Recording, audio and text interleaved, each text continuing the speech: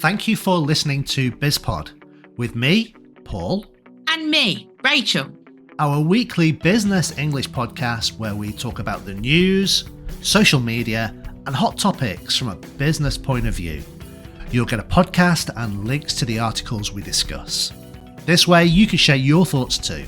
Join us as we discuss what's on our minds this week.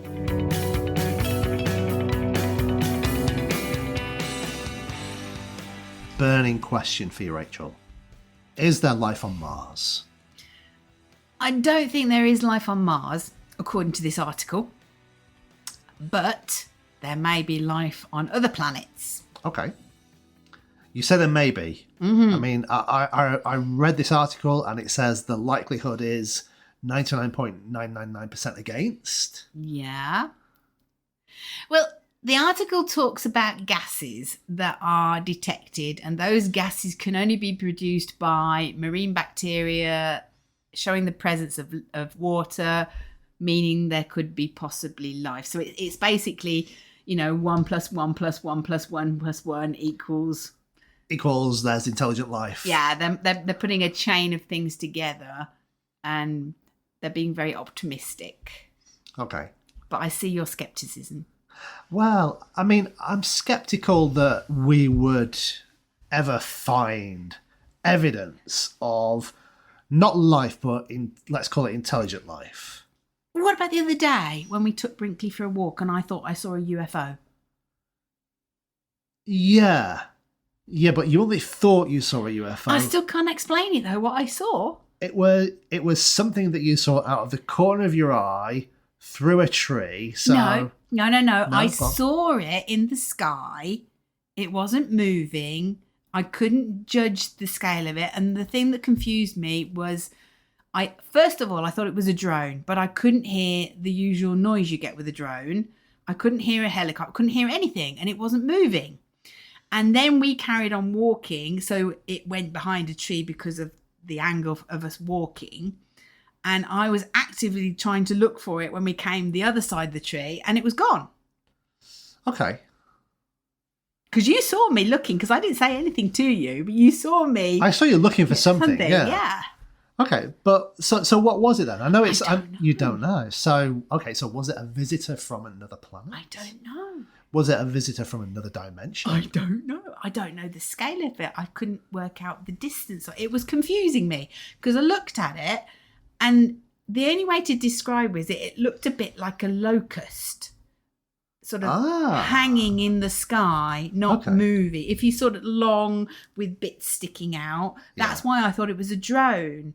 Okay. But I couldn't actually work out whether it was near and small or quite or far and large. big. But it wasn't moving, and there was no bzzz, like the noise you get with a drone. With a drone. Yeah. Okay. So it could have been a visitor from the planet K2-18b. That has a radius of 2.6 times that of Earth. Yeah, exactly, yeah. And where astronomers have discovered the gas, dimethyl sulphide. Yeah, in the atmosphere. Yeah.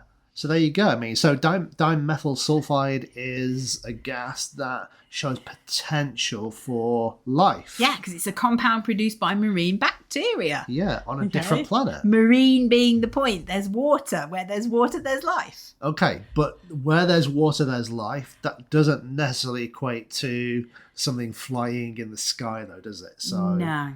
Yeah. They've got to have heat. I mean, this planet is 2.6 times that of the Earth, a mass nearly 9 times greater. It's 124 light years away. Yeah. So it's 124 light years away. How far is a light year? Any ideas? No. Do you? Well, I think 1 light year, I could be wrong, I think 1 light year is equivalent to the distance light will travel in a year. Oh my gosh. So that's immense. Yeah, because light travels at, I think it's 180,000 kilometers a minute. Did you just pull that figure out of your head? No, because I heard it somewhere before. It's around about 180,000 kilometers. It's either 180,000 kilometers per minute or per second. Oh my God. So it's a very, very, very, very, very, very, very, very long way away. light travels at such a high speed that 1 light year is, I don't know, I don't think you could translate it into kilometres.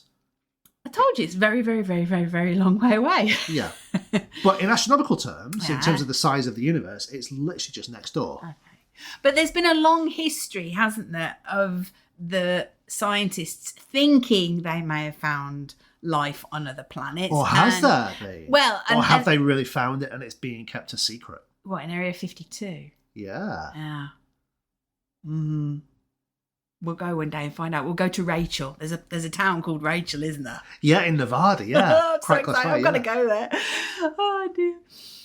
Yeah, I don't know. Well, there is this saying, isn't there, that from that movie Contact, isn't there? If we're the only people, the only living things in such a big space, what a waste of space. But I mean, my point I've always said to you is you see all these movies with all these aliens and they've all got weird bodies and long fingers, and yet they have this sophisticated technology. And I'm like, you haven't learned to wear clothes. And do you really think you can create something as fantastic as that with fingers as long as that? Yeah. They don't look as if they've got the dexterity. And I would think the first thing you'd think is put some clothes on. Okay, so next time you meet an alien, I'll ask him. Ask him, why don't you have clothes on? Yeah. And how can you possibly create this technology with those weird fingers that are so long? Yeah. Yeah. I don't know. That's what I think. But I mean, yeah, we should watch some sci-fi tonight. Al, I'm in the mood. Okay. Maybe we'll watch some. What's your favourite sci-fi movie? I like Alien. I don't think you can beat Alien. Because I just think it's really scary and out there. Yeah, I think Independence Day is quite a good movie as well. Mm-hmm. The Will Smith, where the alien invasion. It's quite a good movie. Yeah, sort of science fiction because it's more based on what we're talking about, life in other planets, and especially when he punches it says "Welcome to Earth." Yeah, that's what I call a close encounter. Close Encounters of the Third Kind, another great movie. Do. Wait, what's the music? Do. No. Yeah, it's do. Your attitude. Oh, of course.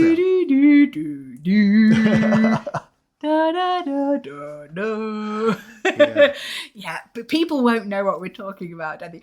No, it's a classic movie, so I'm sure pretty much everyone knows Close Encounters. Yeah. But we are talking about this because of this article about the signs of life. Yeah, proposed signs of life on other worlds. Yeah, biosignatures. Biosignatures. That's a great name, isn't it? Yeah. I've got a biosignature. Have you? Yeah. Okay. Okay. I thought you were talking about one of your farts there, Paul. Gas. Gas. Yeah, you need a gas mask sometimes. Okay. So, I mean, I think it's interesting. I mean, it is a growing industry as well. We chose this article because it is a growing industry. Is it? Yeah, I mean, Elon Musk is developing... Did you hear this morning on the news? His rocket has... exploded, yeah. For the third time. Yeah. Well, there's Elon Musk, there's Jeff Bezos' Blue Origin. Yeah. And lots of other people are creating businesses based on space. Yeah, space tourism. That's what they're...